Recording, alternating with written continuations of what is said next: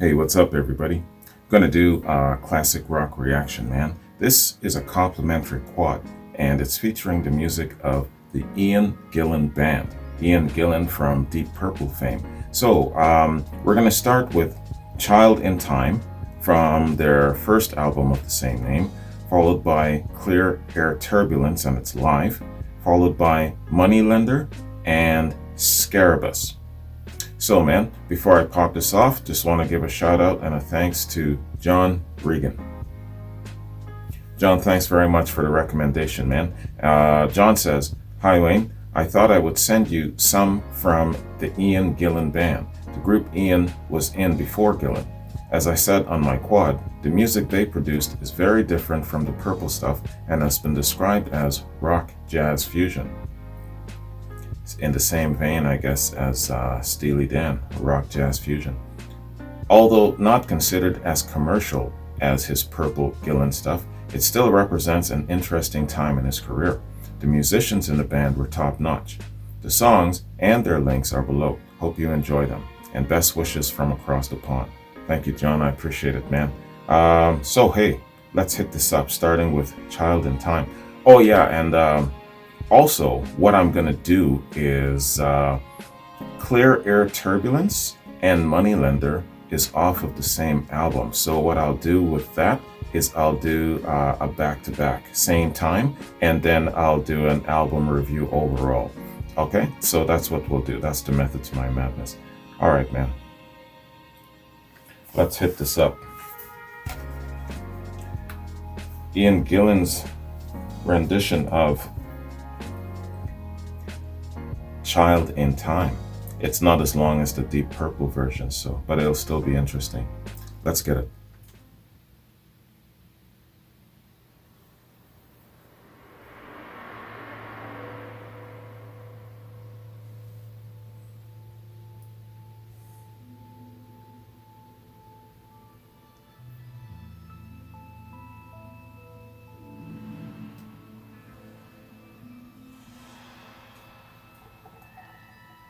Cheers, baby.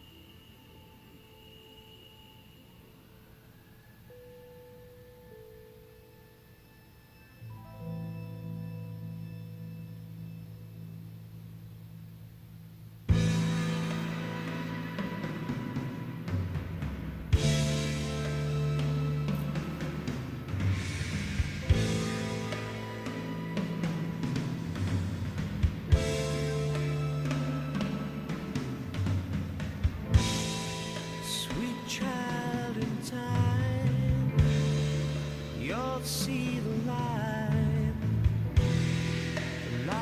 that's drawn between good and bad.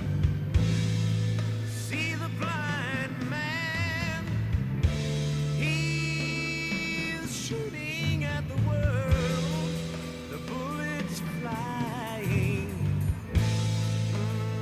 they're taking toll.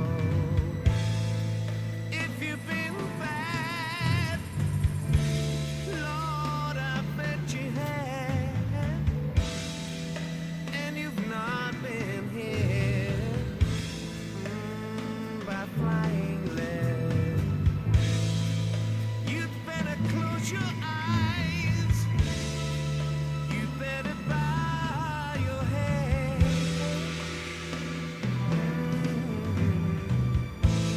Wait for the ricochet.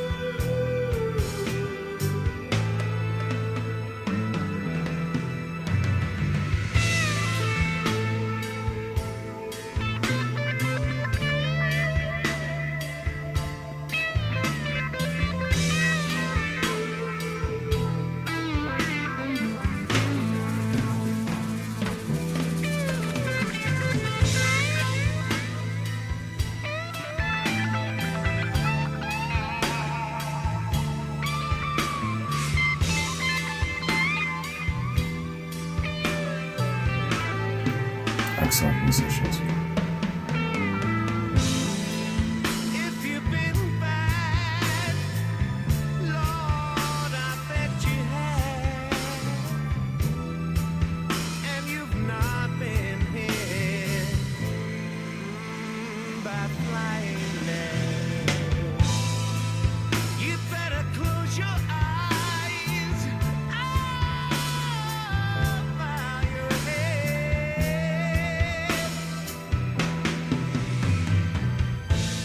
Wait for the ricochet.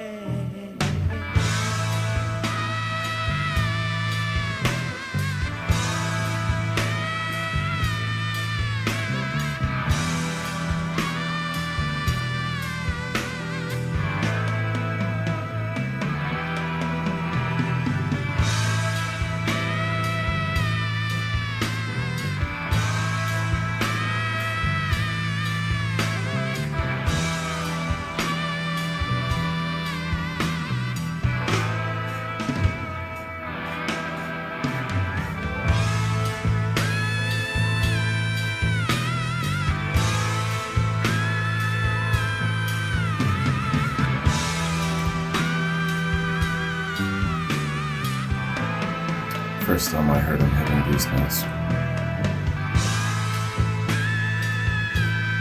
Chills.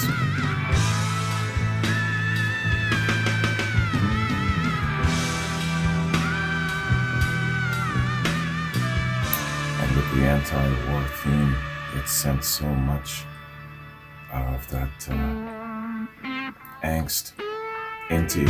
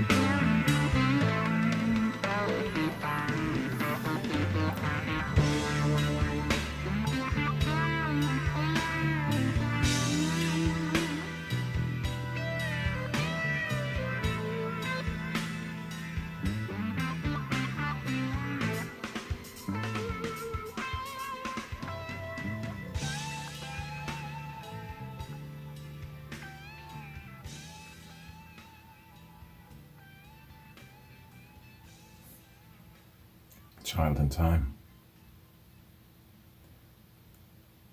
Yeah, a little different from the Deep Purple rendition, but still has the that impression on you. It still compels you and challenges you and gets into your bones, man. This song was one of the very first reactions in my channel startup. When I was starting up my channel, I was really focused on anti-war. I was hitting that shit hard, man. And this song, everybody was saying, yo, man, if this is the direction that you're going in, starting off with your channel, you know, like looking at your pattern, Fortunate Son, the Black Sabbaths, you know, all of these different anti-war things that you're doing, definitely you gotta hit up Child in Time. And yeah, man, I listened to that and it sucked me even in deeper. I said, okay, man, what songs are out there that I actually haven't heard, as it was my first time hearing Child in Time. And yeah, it really, really made an impression. And to this day, it's one of my favorite Deep Purple songs. So let's do this, man. Let's introduce the band, and then we'll take a look at the song. Now, I know John has sent me, was it just Gillan? I believe it was just Gillan, a Gillan quad before. And so this is the Ian Gillan band. And of course, the music has changed a little bit. This came before Gillan. The music is a little different. The lineup is a little different. So of course, the history will be a little different. So let's see what these guys are all about. The Ian Gillan Band were an English progressive jazz rock band formed by singer Ian Gillan of Deep Purple in '75. After leaving Deep Purple in June of '73, Ian Gillan had retired from the music business to pursue other business ventures, including motorcycle engines, a country hotel restaurant with a guitar-shaped swimming pool, and ownership of the Kingsway Recorder Studio, where from April '74 he began to work on his first post-Deep Purple solo tracks. These ventures, apart from the recording studio, all ended in failure. This fact, combined with a warm reception to his guest appearance at Roger Glover's Butterfly Ball live show at Royal Albert Hall, London, on the 16th of October in '75, he sang Sitting in a Dream as a substitute for Ronnie James Dio, who was banned by Ritchie Blackmore to take part in it. It prompted him to resume a singing career and form a new band. That's some serious hang time there, isn't it, on this damn, on the thought here? Initially called Shand Grenade, combination of Shangri-La and Grenade, Gillan was persuaded by the management to change the band's name to the Ian Gillan Band. He recruited guitarist Ray Fenwick, bass player John Gustafson, keyboard player Mike Moran, and elf percussionist Mark Nussoff on drums. Using Roger Glover as producer and session musician, this lineup recorded their first album, Child in Time, in December of '75 and January of '76. The band had some success in Japan, but none at all in North America, and only cult status in Europe, their jazz fusion direction unappealing to pop and rock fans alike. Yeah, in '75, man, you had Led Zeppelin, you had Black Sabbath, you had Deep Purple were still a thing, I believe. And so you had a lot going on where it comes to the rock influence, you know? So trying to eke out a space with your jazz rock fusion, that would have been really, really tough, man. Their first album, Child in Time, reached 55 on the UK charts and 36 in Sweden. Their third album, Scarabus, in '77, had more of a rock sound, but retained a jazz fusion direction. Released at the height of punk rock, there was no success beyond Japan, and their label Island Records dropped them.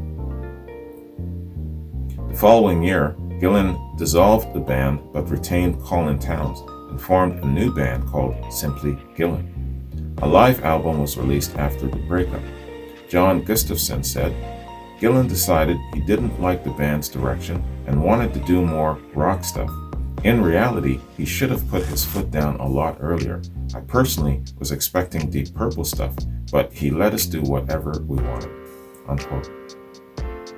Hey, you never know, man. You know, you take a chance, change things up, see how it goes. I remember Rush, they were having a similar experience where their studio was threatening to drop them if they didn't change their format and kick out more commercially viable hits and stuff like that. And so their answer was to dig in even deeper, going into the way of their progressive rock that they wanted to pursue. But as a result, it scratched their itch, and also it was very, very successful commercially. So you never know. You take a chance, right? So Child in Time.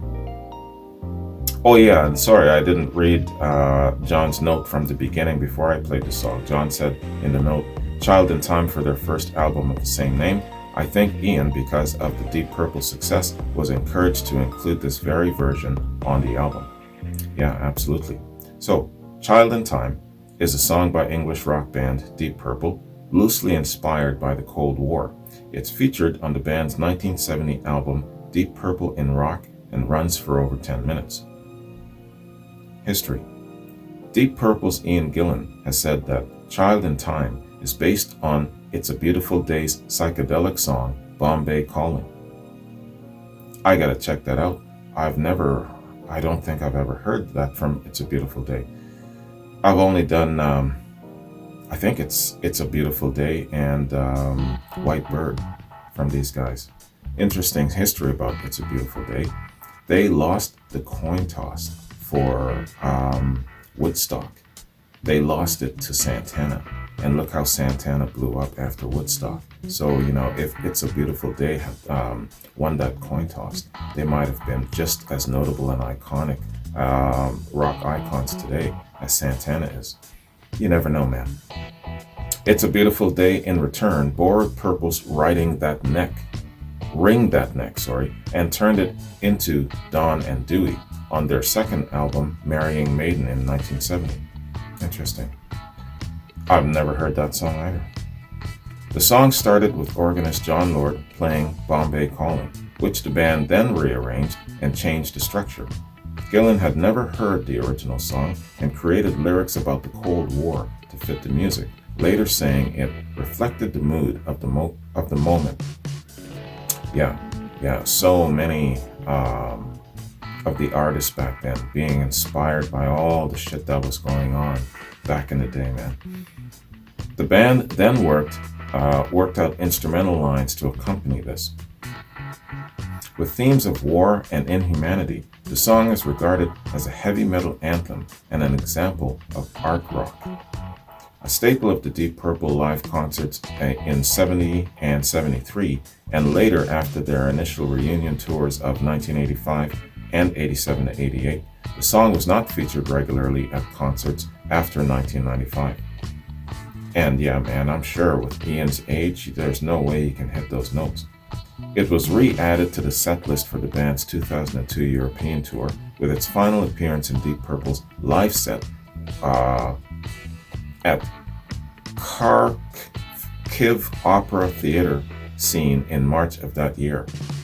Kharkiv.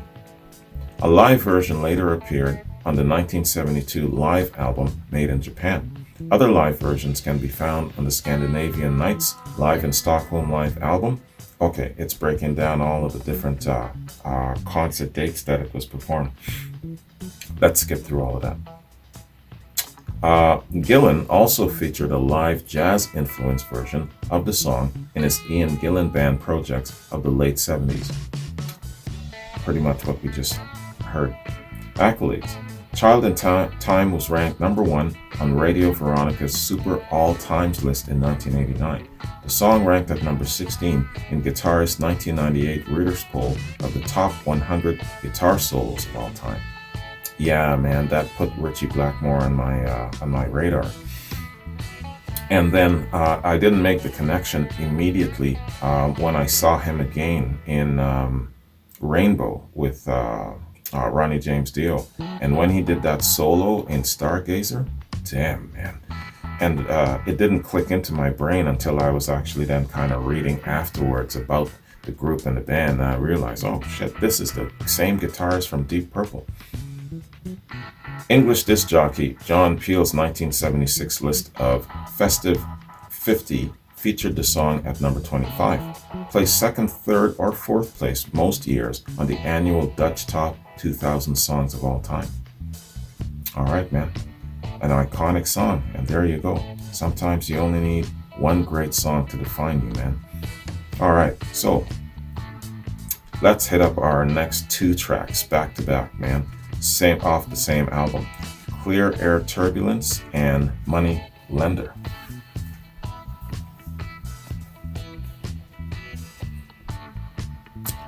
All right. to back, starting with Clear Air Turbulence. Let's get it. Oh yeah, and it's live. We welcome the Ian Gillan Band.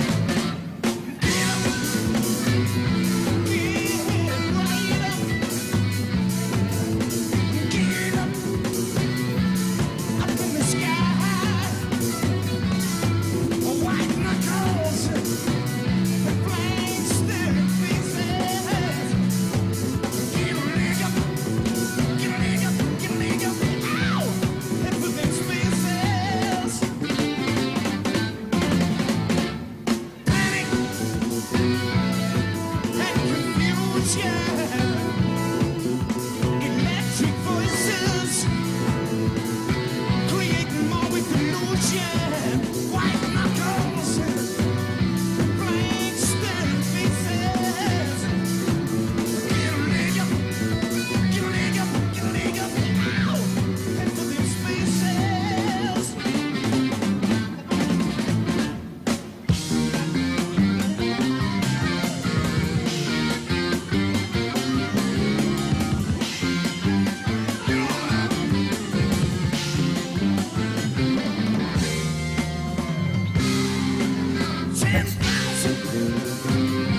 Astral explorers, headlights, these cosmic tools. We caught up, slow races, motionless jets, in turbulent spaces.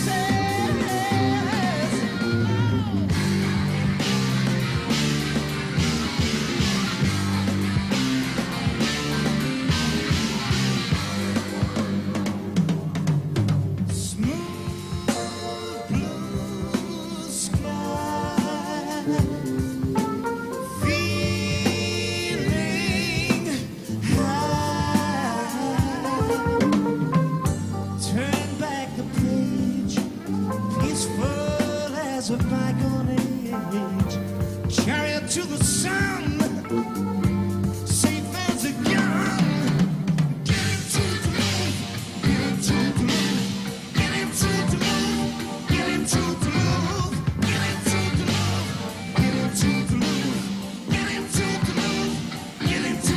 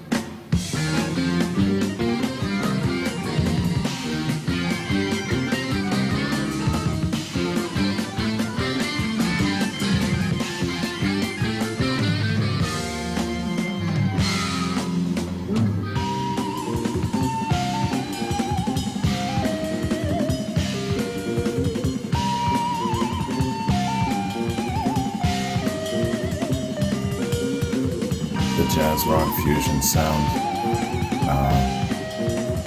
It's an acquired taste, that's for sure.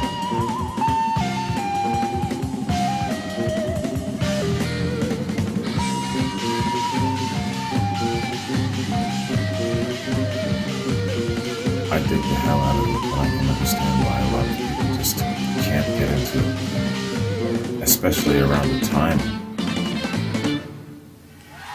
Right on. That was excellent. All right. Money lender. Fat spender, you're a money lender, message sender, you're a money bender. Why you worry me? Why?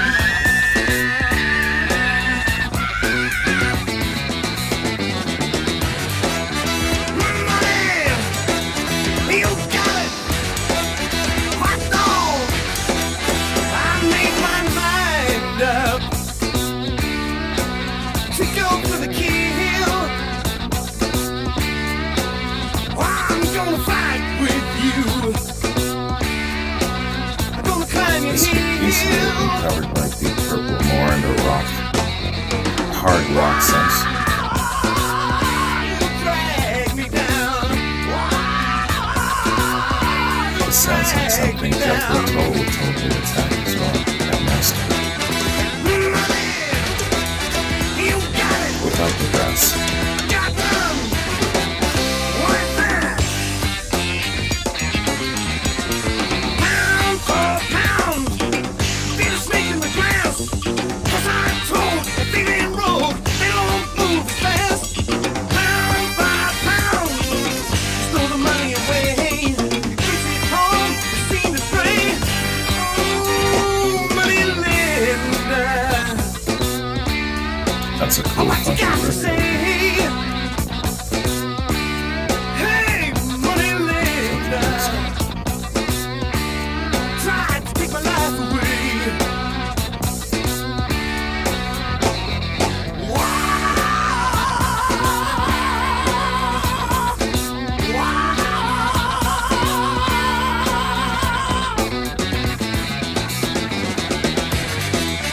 Money, you got it.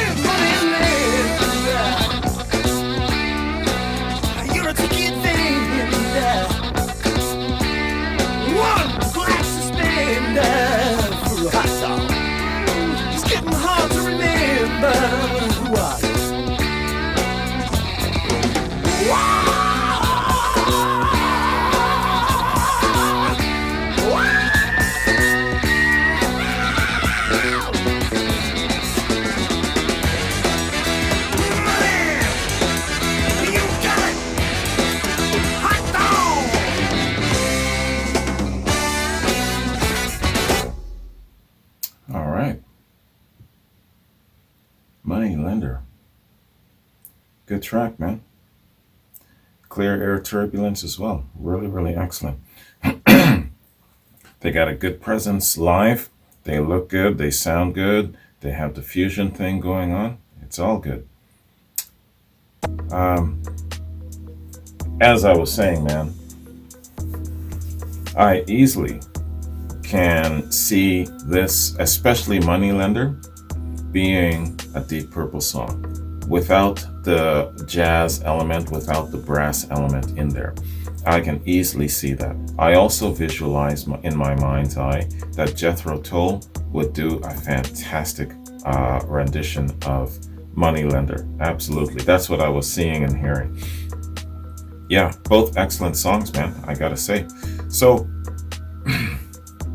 love their live sound. Love the fact what I look for when an act is performing live is I look for clarity of delivery. You know, great musicianship, of course, that tight musicianship and the clarity of delivery, especially from the people who are providing the vocals. You know, stop running around and bouncing around so much that you're so winded and that you're missing your cues and shit like that.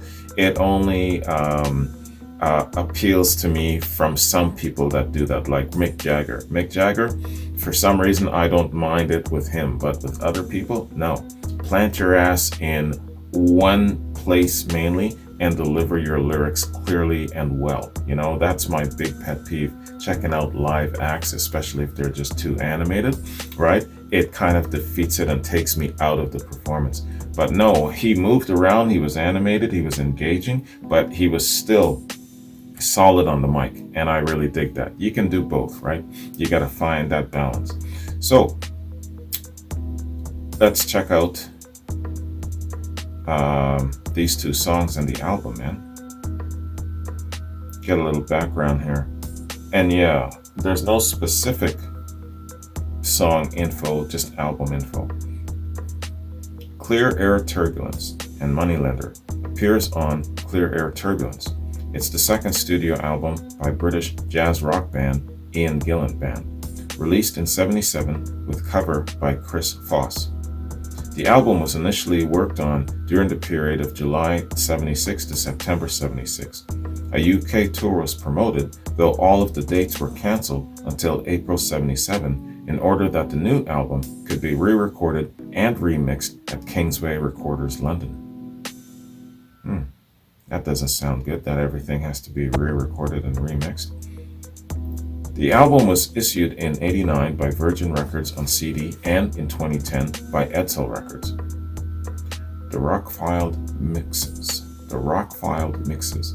Ian Gillan became dissatisfied with the final mixes of the album, and this delayed its eventual release. Okay. What eventually became the album, Clear Air Turbulence, was remixed at Kingsway before release, but the original mix had been taken place at Rockfield Studios in Wales. In '97, the original mix was released by Angel Air Records under the title The Rockfield Mixes and represents a cleaner, or at least earlier version of the album.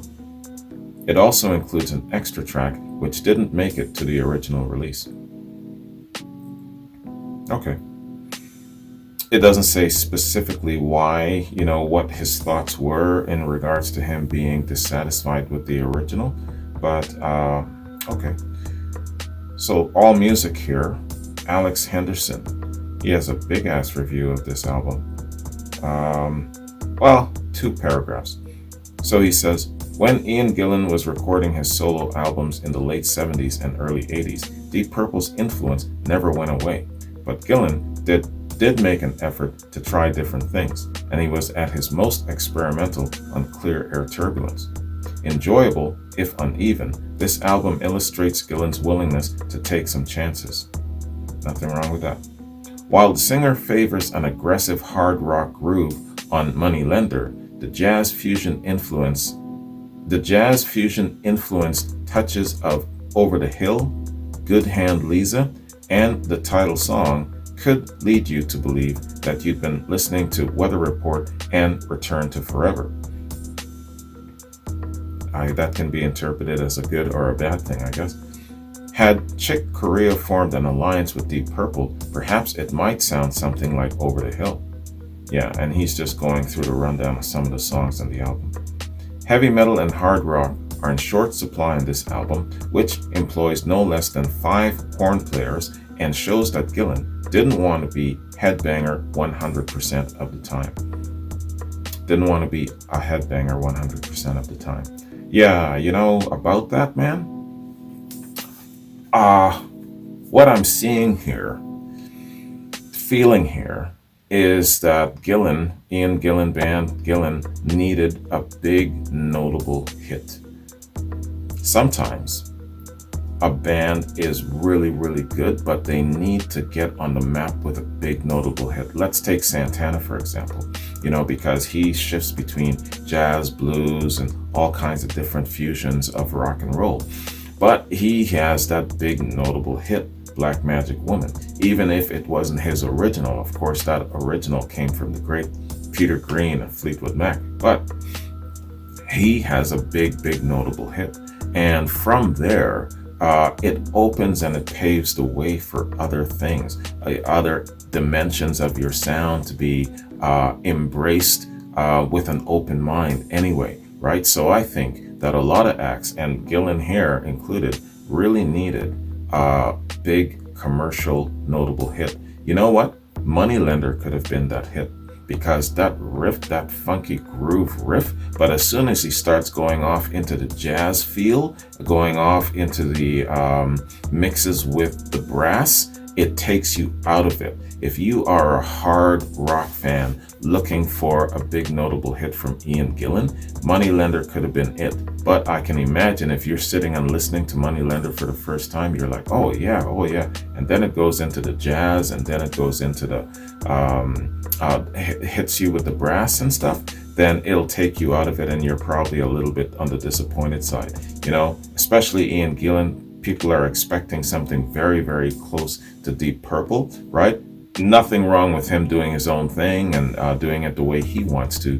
But overall, in the end, it's about how it influences the masses. And in doing so, it depends on how much you're lining the purse strings of all of the people involved and invested, isn't it? So yeah, Moneylender, without the brass and without the jazz, could have been that big notable hit. What do you think? Let me know what you think. But having said that, I enjoyed the hell out of it for what it is. And if I was there, especially seeing them performing it live, I would have been jamming my ass off for sure.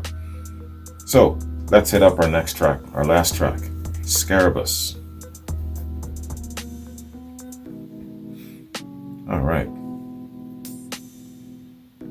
The Ian Gillan Band, Scarabus. Let's get it.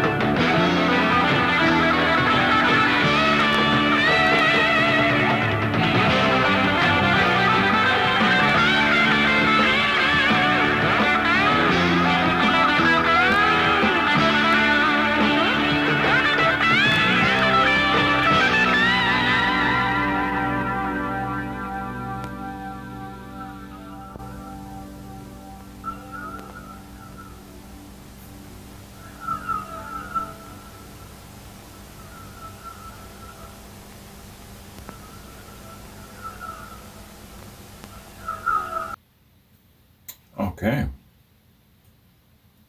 that is Scarabus. Another great song with some excellent riffs in it, great grooves in it, great classic rock sound in it. And I have the same impression about Scarabus as I do about Moneylender. It could have been a really big hit for him commercially if they stuck to just the hard rocking format, but then they kind of take you out of it when they go into that. It slows it down a little bit, and it does kind of have a little bit of a jazzy feel. It seems to shift, which is fine, I mean, but I'm thinking about the whole commercial aspect of things where it comes to getting that big signature hit. And of course, maybe at the time he didn't give a damn about big signature hits. He had his success with Deep Purple. He was just wanting to scratch his creative itch, go in a different direction. After all, it was the mid 70s now, and and that great mill of powerful rock songs were coming out, I guess, from the late 60s to the mid 70s. You had the Unholy Trinity just turning out these really excellent, powerful rock songs, and all the other great bands back in the day. So maybe it was just that time in the air for him to do something a little bit different. I get that. So, Scarabus. Yeah, okay, and it's just more, just album information rather than specific song info. Scarabus appears on the album of the same name. It's the third and last studio album by British jazz rock band Ian Gillan Band, released in October of '77. The album was reissued in '82 by Virgin Records in the height of popularity of Ian Gillan's group Gillan. A CD edition followed in '89. The CD reissue included an extra track, My Baby Loves Me. This track, recorded live at the Budokan Hall in Tokyo, Japan on the 22nd of September in '77, was originally part of the double LP set Live at the Budokan and had been omitted from the UK release in error. That's a big error, man, damn. Ian Gillan reused the vocal melody of the title track Scarabus on the song Disturbing the Priest 6 years later on the album Born Again in '83, during his short tenure with the British hard rock heavy metal band Black Sabbath. The guitar riff on Mercury High is the same as the one played by guitarist Ray Fenwick on Back USA from 1971. From his 1971 solo album Keep America Beautiful, Get a Haircut. Okay. And this is a review by Stephen Thomas Erlewine of AllMusic. Ian Gillan never sounded entirely comfortable in the first incarnation of the Ian Gillan Band, quite likely because his colleagues were more interested in the progressive rock than he was. Not that Gillan was adverse to progressive rock. After all, this was the Ian Gillan Band, and if he didn't want to move in this direction, he wouldn't, but he never sounded entirely comfortable with it. That much was certain from Clear Air Turbulence, a full-fledged exploration into jazz, fusion, and progressive rock where the band sounded at ease and the singer sounded tentative, which was perhaps the reason IGB Ian Gillan Band did a 180 for their third record, Scarabus. Released a mere 6 months after Clear Air Turbulence, Scarabus rocks considerably harder than its predecessor, but there are still flourishes of their more experimental inclinations, particularly how they easily fall into a funk fusion groove. Their presence only emphasizes how Gillan sounds best when he's simply rocking. Interesting, yeah. You know what, I gotta agree there, man. I think Ian Gillan sounds best when he's just going full out as a straight rock singer, and that hard punching rock. He's just got the voice for that shit, man. Use your powers. But at the same time, I can understand him being an artist, wanting to be creative, wanting to try different things. I get that too. And he does get the occasional chance to do that here, but too often the riffs are transparently complicated, not catchy, or the music breaks into contrived jazzy instrumentals. Yeah, that will take you out of it, and that will take away from the potency of the song probably, especially if you're looking for a big commercial boom from Ian Gillan, especially after Deep Purple and all of that sort of thing. I still think that Scarabus is good, but Moneylender is definitely the standout for that potential big commercial hit if the jazzy element wasn't in it. Compared to Clear Air Turbulence, Scarabus does sound like unadulterated hard rock, but it never rocks with abandon. It always sounds self-conscious. What he's talking about is that period where it slows down a little bit, the song. That self-consciousness is only enhanced by the lack of strong material. Mad Elaine, the song, does come close to being memorable, but most of the songs sound like excuses to rock. Wow, very, very interesting POV here. Even if Scarabus is a failure, it's interesting for longtime Gillan fans, since it does offer proof that Ian Gillan Band were talented musicians who just couldn't quite deliver the hard rock their singer craved.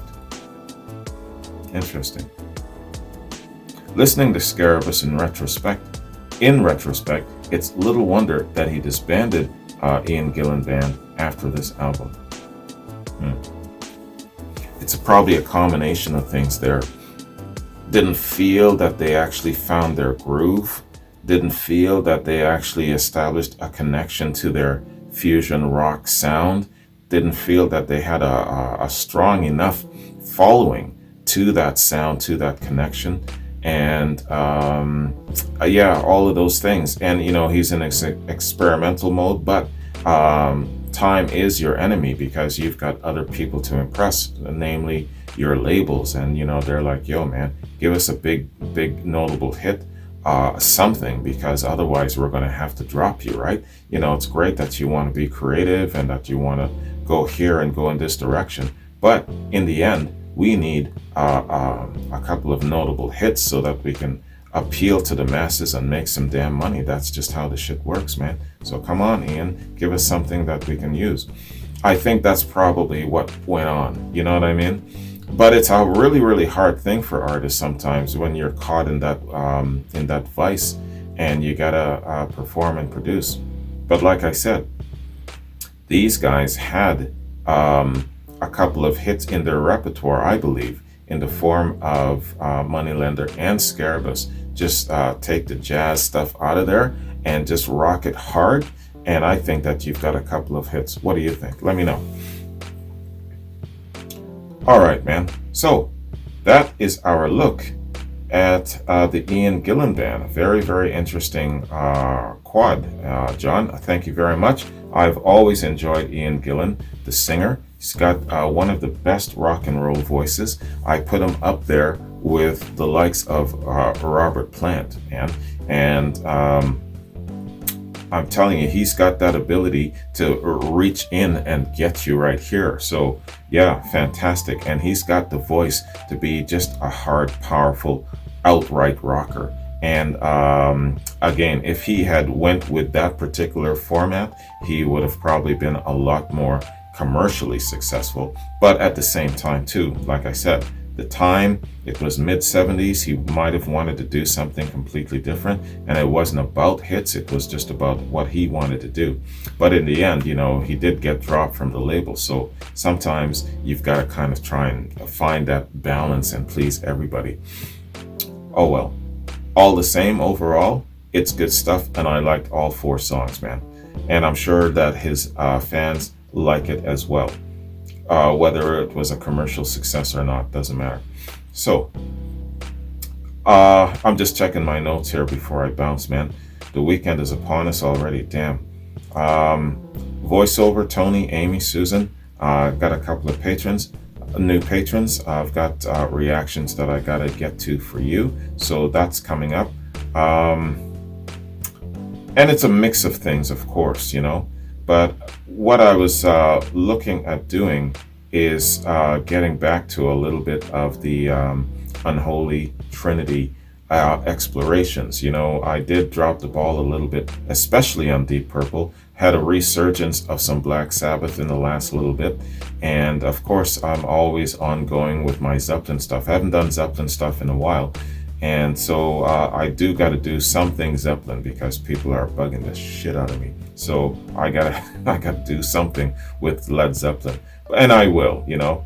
Anyways, man, that is my look at this part of Ian Gillan's career in the Ian Gillan Band. So John, thank you again. Thank you for the previous quad featuring Gillan, and so thank you for this as well. Anyways, I'm going to bounce, y'all. Have a good one. Hope you enjoy this. I really enjoy taking this look at Ian. And next time you see me, you'll see me tomorrow. And I'm not sure who's up specifically next, but all the same, you'll see me tomorrow. So have a good one. Peace.